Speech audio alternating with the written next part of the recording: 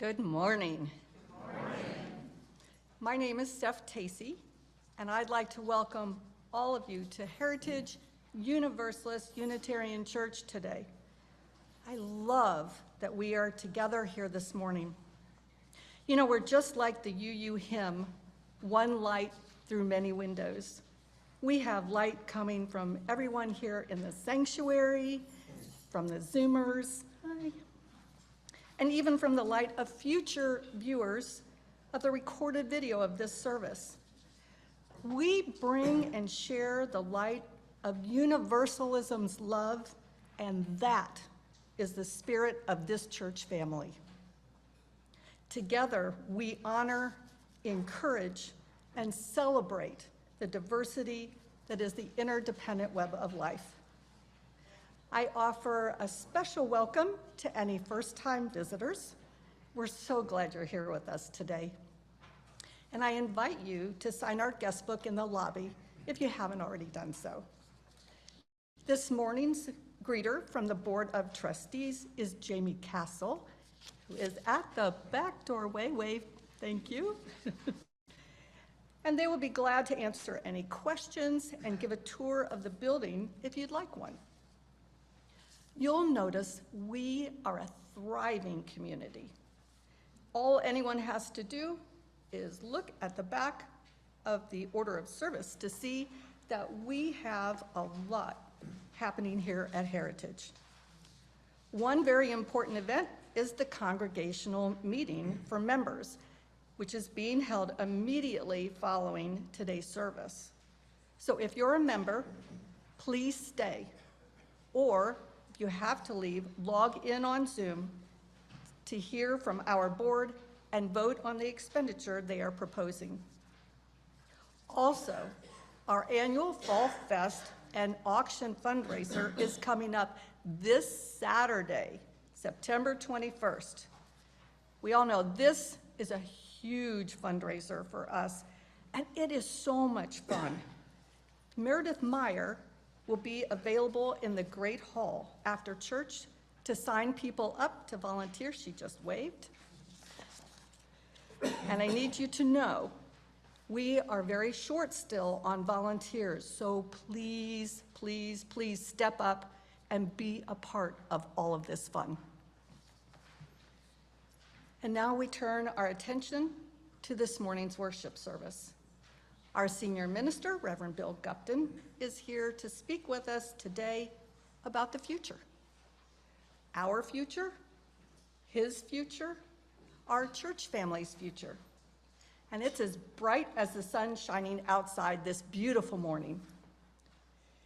Before we begin our time of worship, I want to remind you to please silence or turn off your electronic devices so there are no sounds distracting us from hearing the joyous sounds of voices. Those of the young, those of the not as young, and those of the not even young as dumb. So now, please join me as we center ourselves. Take a deep breath in, and now let it out slowly. Take another deep breath in and out. Let the energy of this sacred community flow through you as Reverend Bill offers our call to worship. Thank you, Steph. I know last Sunday was our official in-gathering Sunday, but I also know that there are those here today with us, both in the room and on Zoom, who weren't here last week. And it still feels like we are coming back together here this September, gathering from various travels and breaks from the church, gathering in curiosity and concern, hope and homecoming. So I offer this morning's call to worship from my colleague Tamara Laback, former associate minister at All Souls UU Church in Tulsa, Oklahoma. I will quote her a bit more later in the service, but for now, here is her in-gathering call to worship. We gather in gathering in the fall, in the church, in the quiet, in the noise, in thought, in the spirit, in anticipation, in calm, in the beginning, in the end, in transition, in faith, in hope, and most assuredly in love, let us gather in and let us worship together this morning.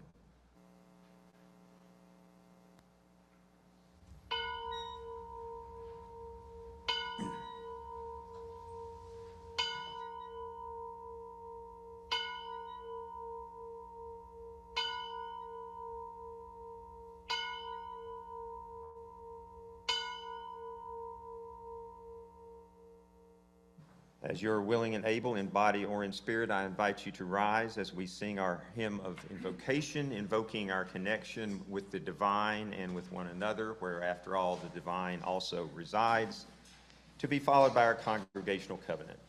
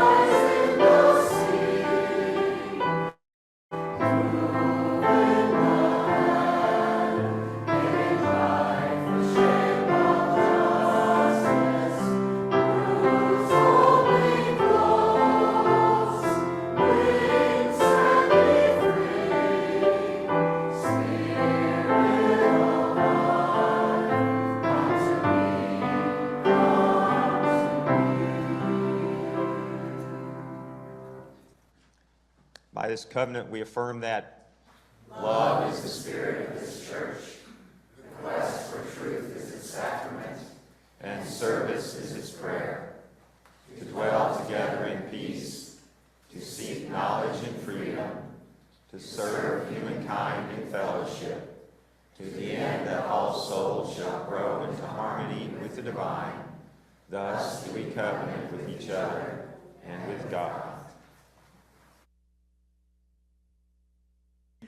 I'm Erin Walczewski, and we are now doing Sharing Our Abundance. So if you're a visitor with our church, one really cool feature about our church is that every week when we pass the offering, our money does not go to the church, it goes to a nonprofit. So often I'm the one who's talking about that, but today we have a guest speaker talking about Sharing Our Abundance, which is Juliet.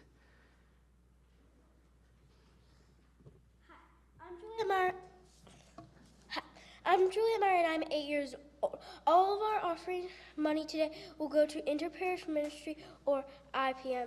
Today in church we are talking about Reverend Bill's retirement.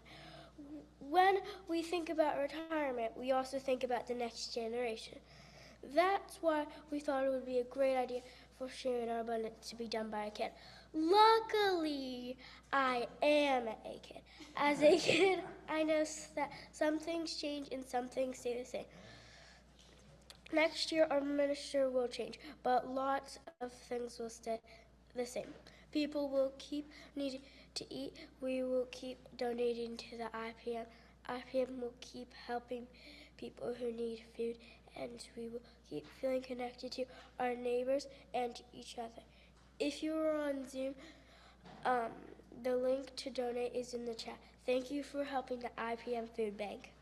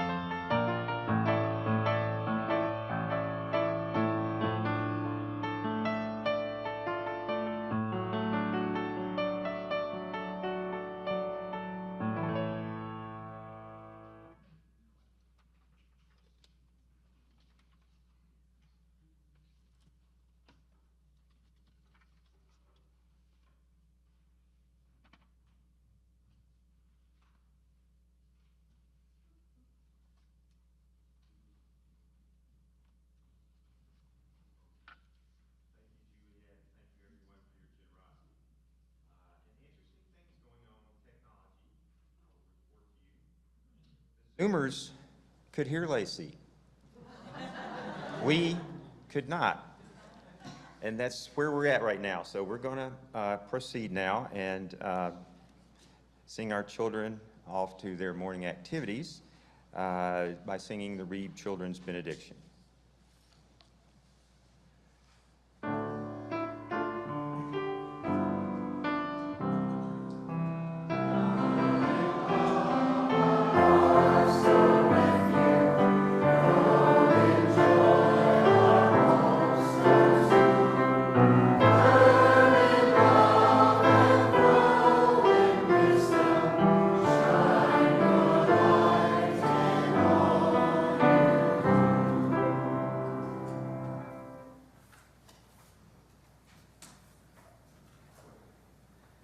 I invite you now to give yourself a moment to turn within, to settle in your seat and to grow comfortable here and now, to notice your breathing, to notice any sounds you may hear around you, to notice for a moment the sights, the colors, the shapes that you may see before you close your eyes, and settle even deeper into a shared centering silence. Let us be with one another for a moment in the quiet.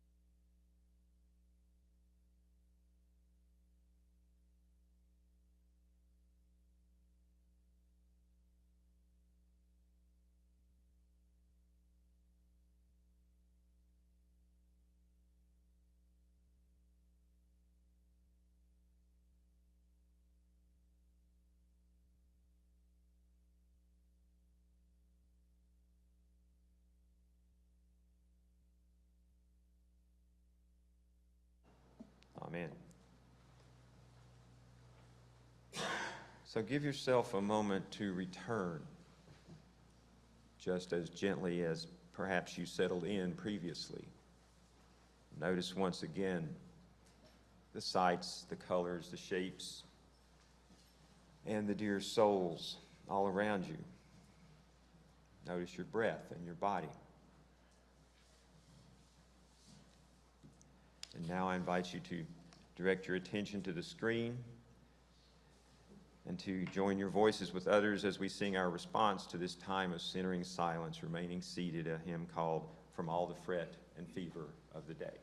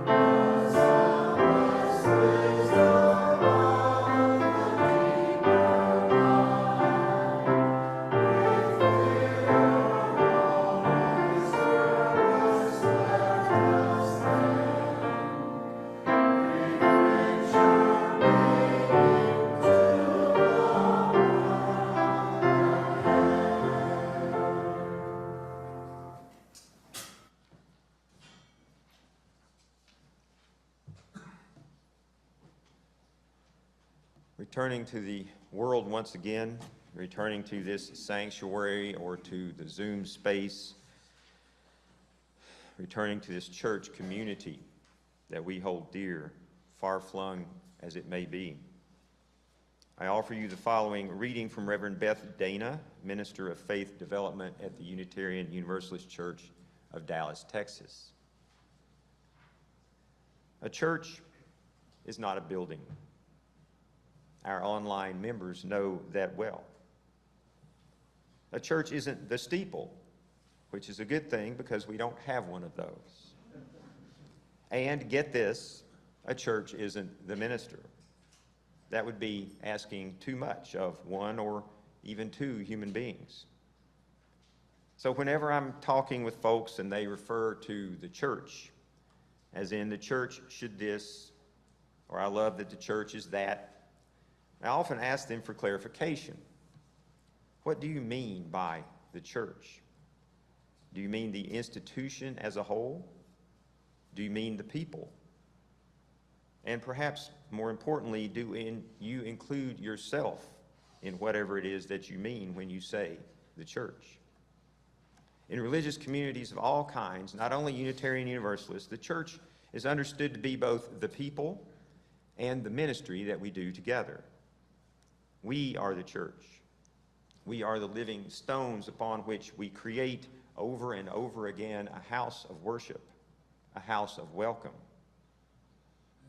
Every Sunday we throw open our literal and virtual doors to gather once again. And you come.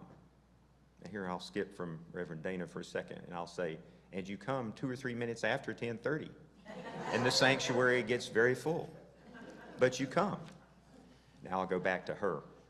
I would guess, given our theology, that it's not the threat of sin that compels you to come to church, nor is it the lure of salvation after this life. So I lovingly ask you, what are you doing here? No, I'm serious. What are you doing here? Or put another way, why are you here? Each of us has our reasons for coming to church. Maybe you love the sanctuary, or as Ralph Waldo Emerson famously wrote, maybe you love the quiet of the sanctuary before the preaching starts. Maybe you love the donuts.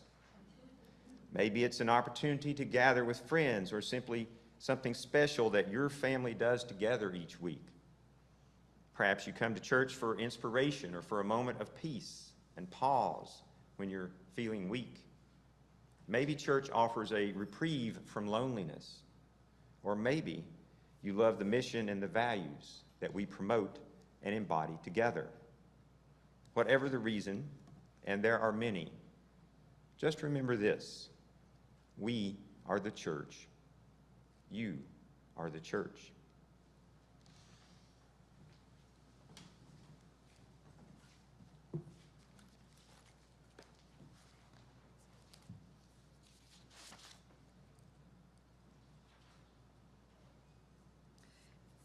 So as Bill was reading Reverend Beth Dana's words, were you thinking to yourself about why you are here? Why you keep coming here? What or who holds you to this community? I would guess that we have as many reasons that bring us together as there are people in this sanctuary and on Zoom. Still, I believe we can all agree that there is a connection between us. Person to person, heart to heart, spirit to spirit. And that gives us a special energy and meaning to our being together.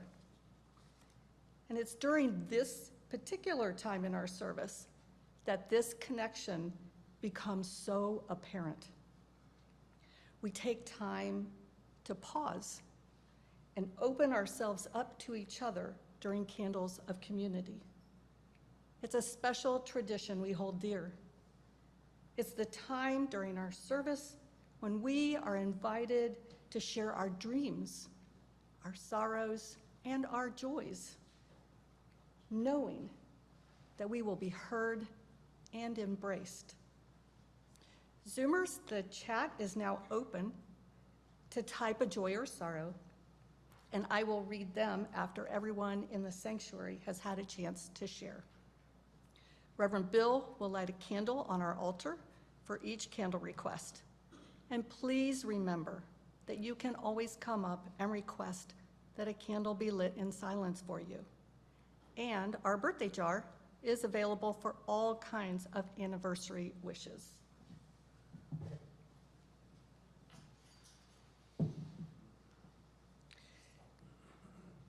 We'll start with the one emailed candle request that was received prior to the service.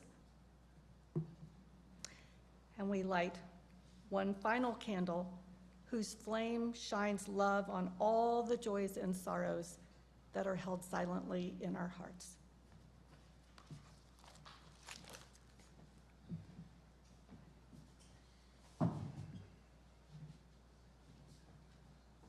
Please join me now in singing one of my favorite hymns of community from our UU hymnal, number 323, Break Not the Circle. Now, you've been sitting for a while now, so why not rise up if you're able, stretch your legs, stretch your lungs, stretch your singing muscles. Hymn number 323, Break Not the Circle.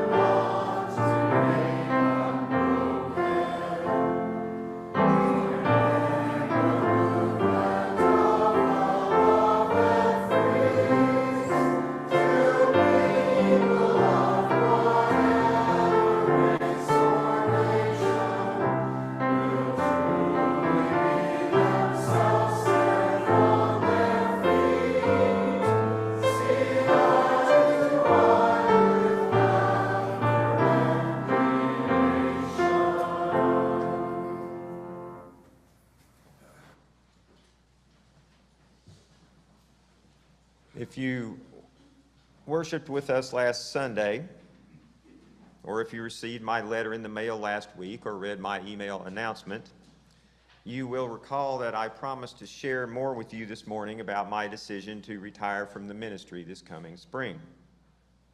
If you read a description of today's service on our website or in the church newsletter, you'll know as well that I promised today to reflect on our future. Over the next 15 minutes or so, I hope to fulfill both those promises. And in case I don't succeed or don't manage to answer all the questions you undoubtedly have, I've set aside some time right after the reflection for us to have a conversation.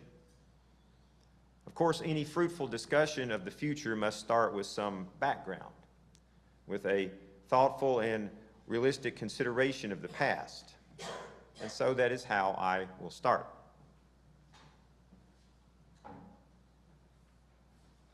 I have here a plaque, one of many such plaques that adorn the 39-year-old walls of this building that is the current home of the 197-year-old congregation.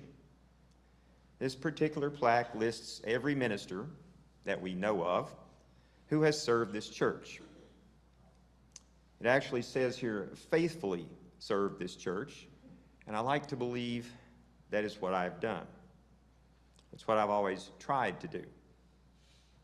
What you will notice, probably even from a distance, is that there are a lot of names on this plaque, almost 50, in fact.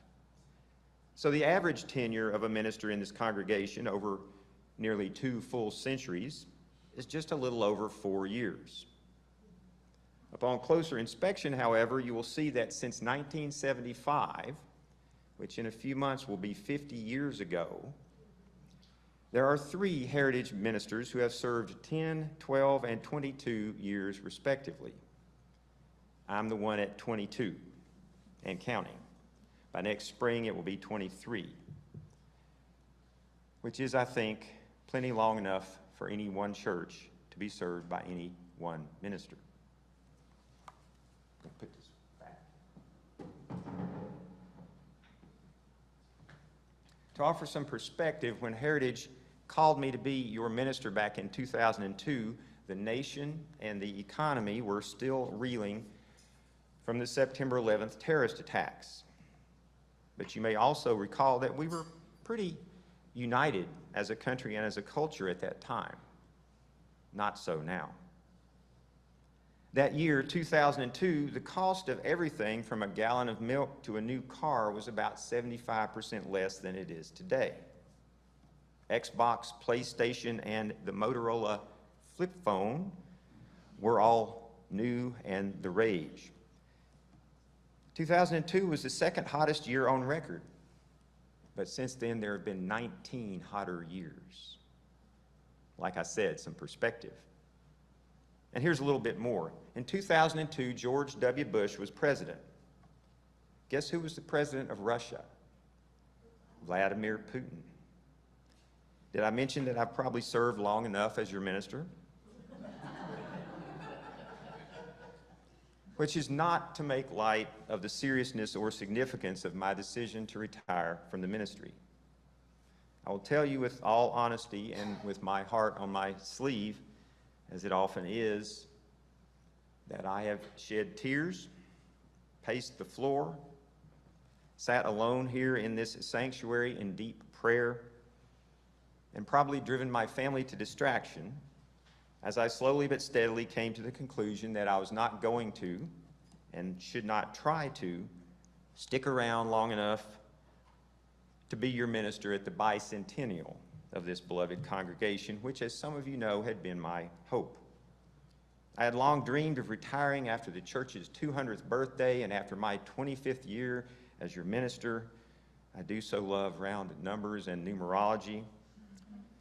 But this past summer, as I thought long and hard about remaining in my role until the middle of 2027, I realized that would not be good for anyone. There's something to be said for knowing when the time is right to pass the baton, to use a particularly relevant and current analogy. Just ask Joe Biden. Only time will tell, of course, if I've chosen the right time. But I can say that I didn't want to wait much longer before passing that metaphorical baton. I have shared with some of you, but I will share publicly today, that in the past few years, my heart has been repeatedly broken as I have lost one beloved colleague after another. Friends just a little older than me who retired from the responsibilities and the demands of ministry only to experience a fatal health crisis. I am heeding their posthumous advice just as I tried to learn from them throughout my career. Now, at this point, let me be very clear about something. I know Lacey's listening and watching. Lacey warned me that folks might wonder if I was sick or even dying when I announced my retirement. As usual, she was right. People have, in fact, asked me that question. So no, I am not sick or dying. To my knowledge, my health is as good as it's always been, though my experience earlier this year with detaching my bicep and tearing up my rotator cuff, and my experience with long-term physical therapy was a hard lesson in humility, in aging, and thus in mortality awareness. It's just that I want to have a life after ministry, and one in which I'm not in bad health. Another factor in my decision to retire now is the amazing and somewhat unexpected exponential growth of Heritage Acres Memorial Sanctuary. This week we will bury the 100th person to be laid to rest at Heritage Acres. Who could have known just how popular, how powerfully transformative in people's lives, in their families, and in communities, even in the funeral industry of Cincinnati, a green burial ground would become, and so quickly. So as Heritage Acres has grown, and as Heritage Church has survived and rebounded from a pandemic, have I told you lately just how well this congregation is doing compared to so many others? As both of the institutions I currently serve continue to need and deserve my full attention, and whatever level of energy this 66-year-old can bring to bear, I've become increasingly aware that serving both is no longer sustainable. And so I recognize that what I am now called to do as your minister, the final calling of my professional ministry, is to help you in this upcoming church year as you begin the hard work of discernment about your future without me. So let's talk about the future, about some futures, our future together over the next 9 months, your future beyond that, and my future. And as we do so, let's acknowledge that other elephant in the room, the fact that our various futures will undoubtedly play out against a backdrop in which the future of our nation, our society, our world, our democratic form of government hangs in the balance. There's not too much going on in our lives right now, is there? So with all this swirling around in our hearts and our heads, let us never forget the love that supports and sustains us, the love that brings us and keeps us together, the love that is the spirit of this church. It is a love that has survived civil wars, survived members and ministers coming and going, buildings being built and then left behind, economic collapses and pandemics. This church has survived all that and more, and it will again. Of that I am sure. Well, okay, you say, but what about our future, us? We who now comprise Heritage Universalist Unitarian Church in this time. For the remainder of this church year, we will be together, navigating the joys and sorrows of transition out in the world and in this congregation. We will be walking together, and there will be many, many steps on that path. Some of them I will be able to take with you, and some I will not. Last weekend at our annual Board of Trustees retreat, I shared a few of the resources available from the Unitarian Universalist Association for congregations in ministerial transition, which is what you are now for the first time in more than 2 decades. Following up on those resources, Jamie Castle, our board president, has been in communication with Reverend Lisa Presley, our congregational contact at the Mid-America region of the UUA. Over the next few months, you can expect several opportunities for congregation-wide and small group conversations that will be designed to elicit your thoughts and feedback, ideas and hopes, fears and concerns.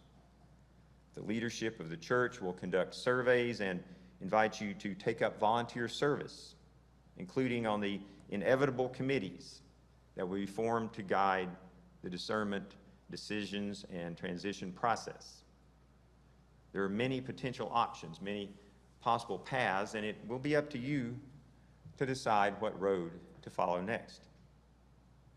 Simply in terms of future ministry, you have many options. Do you want a minister at all? Do you want more than one minister? If you want a minister or ministers, what type of minister would best fit your needs at this time? At the board retreat last weekend, I gave your elected leaders my best understanding of the kinds of ministry now available through the Unitarian Universalist Association, and here they are. I am a called minister, which means I am settled My term of service, when called, becomes open-ended and indefinite. That is the kind of minister you now have. A called minister is voted on by the congregation upon a recommendation, usually by a search committee. But it's the congregation that calls a settled minister. There are other types of ministers that are contracted, in other words, hired by the board. Interim ministry is a process recommended when a minister of long tenure, such as myself, leaves a congregation to provide a bridge and some self-reflection before the settling of the next minister. Interim ministers nowadays typically serve 2 to 3 year terms. Those of you who've been here long enough to remember the interim before me, Amy Russell, will remember that was a 1-year term. That was the standard back when, at the turn of the century-ish, and now it is 2 to 3 years. Developmental ministers come in for a longer period of time. They are also contracted by the board, and they are generally recommended when there is a need to focus on some sort of congregational issue or conflict.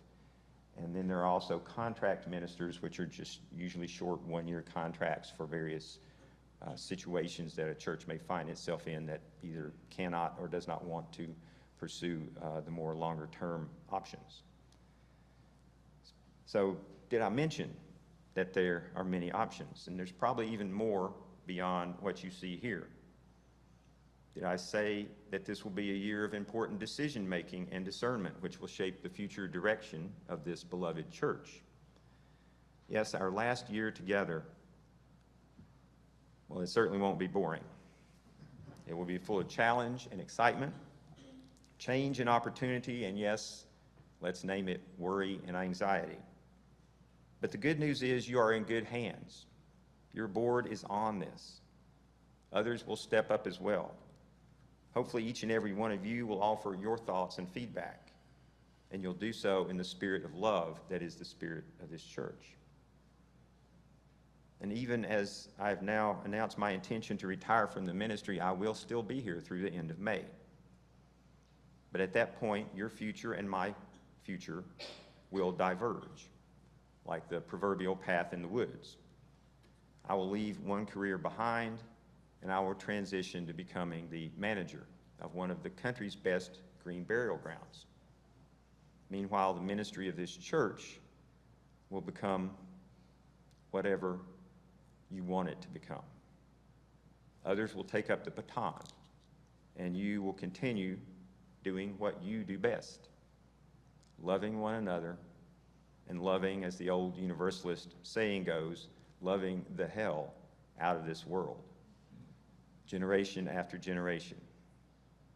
May the love that has always been the spirit of this church continue to guide you as you write the next chapter in your story.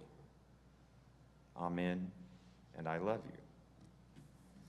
So let's have a conversation.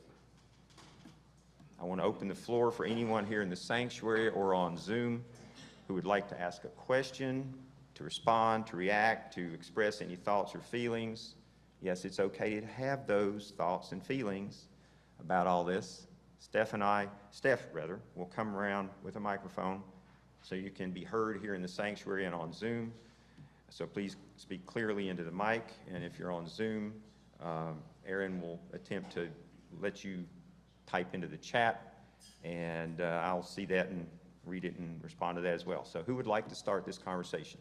I'm not going to put a time limit on it, but at some point I'll decide it's time to end the service and move into the congregational meeting. So who would like to go first? Remembering this is the first of many such conversations that we will be having and that you will be having. I would hope that there would... Everybody please say your name. Sorry. Bruce Bowden. I would hope that there would still be a Universalist bent to this church. It's been for 197 years.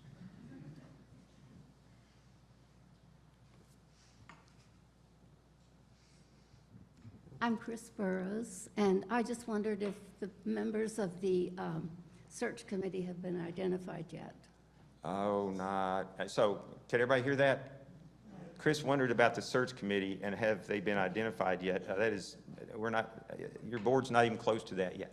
Okay. No. Thank you. There will, if there's going to be a search committee, those people will be identified, but I wouldn't expect that to happen for a while yet. We got plenty of time. Hi, Bob Lamb. I know in the past there's been a rule that when a staff member or senior minister leaves, they stay away for a couple of years.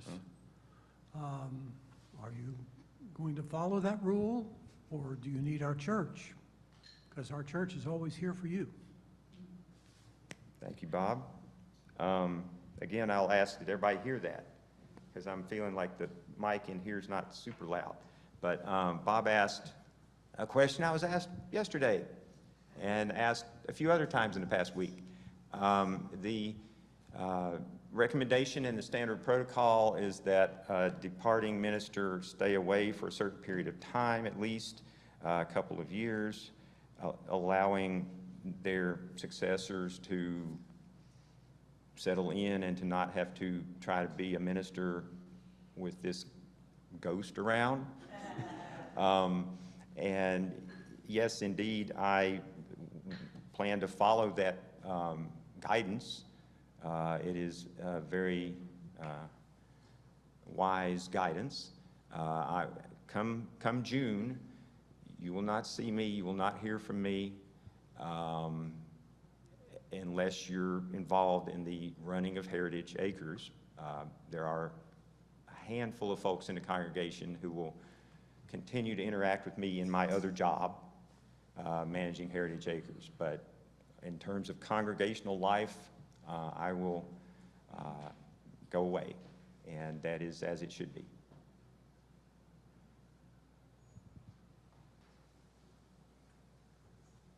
What are the minimum qualifications for a UU minister? So, wait, wasn't there another one? Okay. So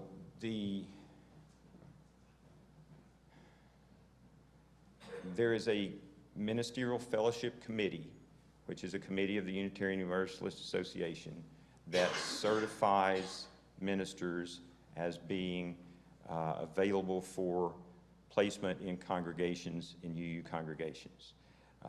Those persons seeking that certification go through a process. Some of the, I guess you could say, minimum requirements are degree from a master's degree from a seminary that's recognized, a year of clinical pastoral education, which is actually what Lacey's doing right now, as well as working here for us, an internship at a given setting supervised by a UU minister, meeting with and passing the Ministerial Fellowship Committee meeting process. So there's a meeting where you go before the Ministerial Fellowship Committee and they determine whether they're going to bless you and let you into ministerial fellowship. So there are two kinds. There's ministers in fellowship. Those people are those who have been approved by the Ministerial Fellowship Committee and are either in some sort of preliminary, or I think the current terminology is full fellowship. So ministers in fellowship, that's one pool. Another pool is ordained ministers. You can be ordained without being in fellowship. You can be in fellowship without being ordained. So those are different categories. The qualifications for being ordained are simply that a congregation chooses to ordain you and goes through that ritual and that sacred process.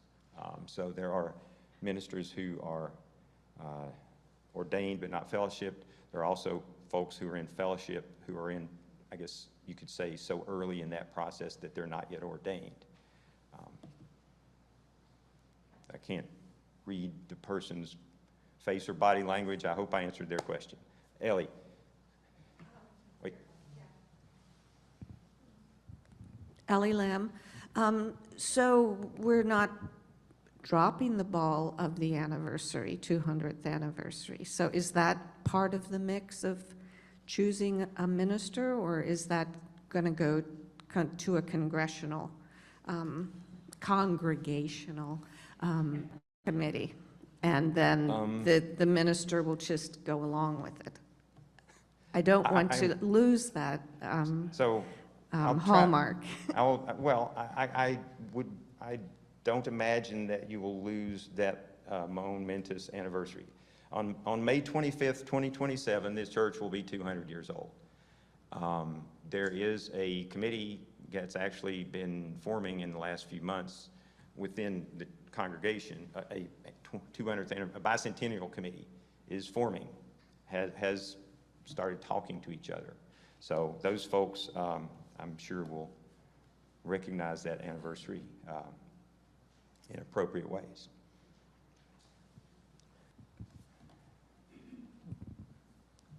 I'm Rolly Elliston, and I joined the church sometime around late 70s.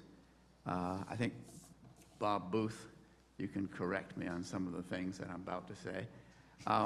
He's nodding. My feeling is the church has been independent for a long time, and I think we should not be worrying about whether the UUA is going to approve us or disapprove us or whatever.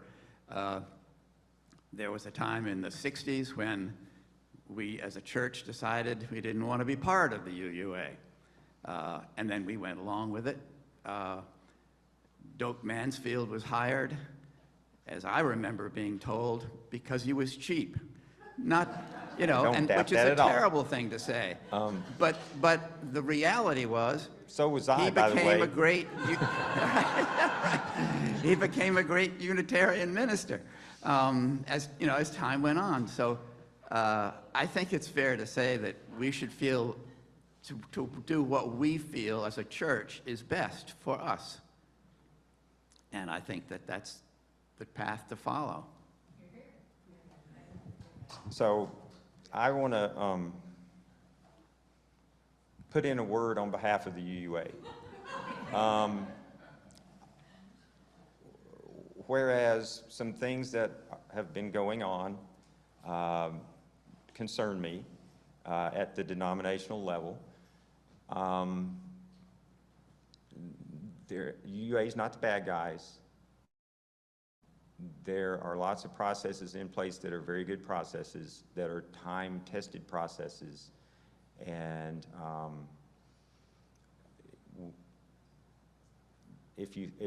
when one throws out the baby and the bathwater, one ends up with an empty bathroom. Jen. Hi, Jen Cialino. I've just been listening a lot and just reflecting on, have no prepared remarks, but a couple of thoughts that have come to mind for me. One is, there's a leadership quote that I often anchor to during times of transition, and that is that we need to honor the past and drive toward a compelling future. And what I would offer in terms of my thoughts on that is, I would say let's embrace figuring out who we want to move toward being, and let's also celebrate we have that opportunity. And Bill, I know you said, when it's time to pass on the torch. To me, part of what that means is that you've brought us to where we are, and we can hang on to that and honor that and cherish that. And that might not be what's going to take us where we're going to go. And in this case, it isn't, because you're not going to be here. But I would say that doesn't mean we have to hang on to every choice, every decision, every service structure, every, a lot of the things that we've been doing, the things we've been saying, the things we've been focusing on. We have an opportunity to reinvent, to rediscover, to reflect, and we have an opportunity to celebrate and embrace that. And I just want to say this part out loud. None of that means we're dishonoring our past or dishonoring you and where you've brought us. Amen. There's that whole thing about the Chinese character that's change and opportunity, or crisis and opportunity mean the same thing. I was going to use that today in the sermon, but when I got to Googling it, it turns out that's actually not, and President Kennedy actually said it wrong. But that doesn't undermine the truth of the fact that challenge and change and crisis also create opportunity.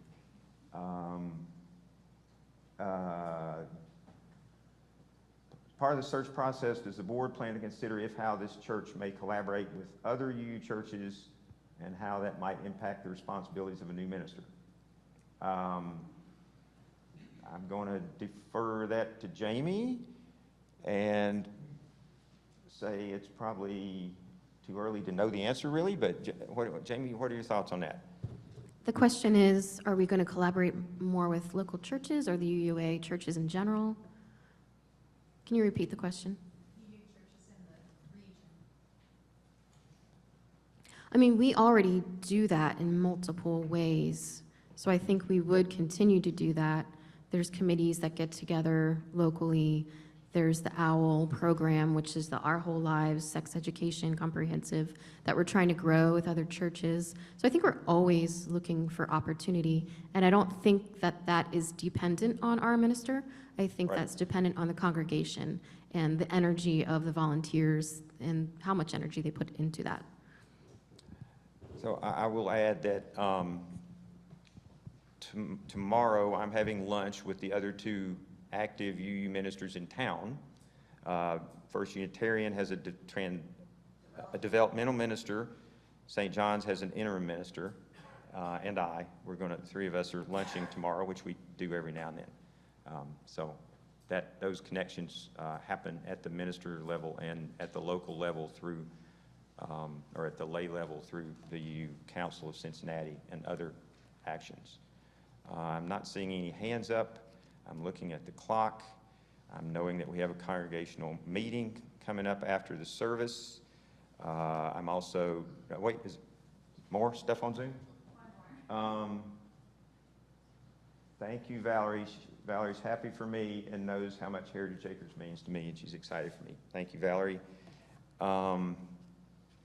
So in a few minutes, we're going to have a meeting, not about this topic, to talk about approving expenditures that require congregational approval.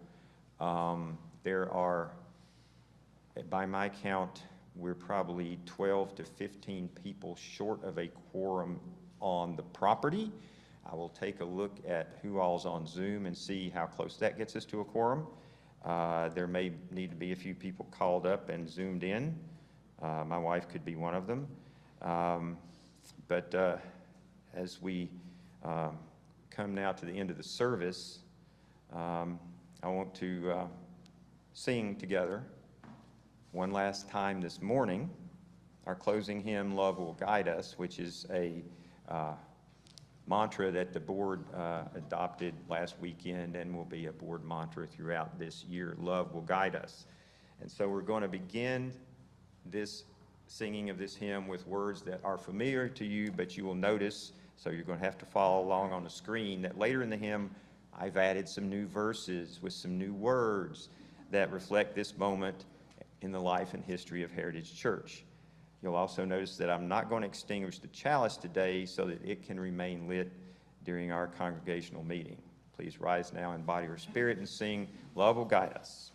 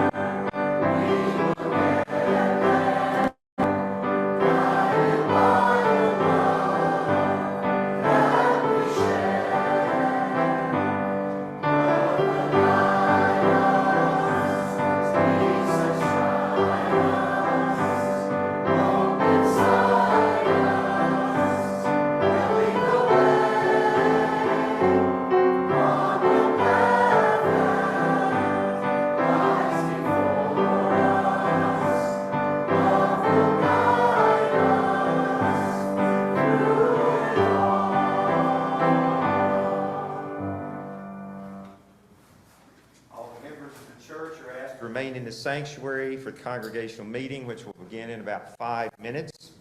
If you need a bathroom break or a cup of coffee, please take care of those needs quickly. Thank you, everyone. Let's join hands around the sanctuary for the benediction.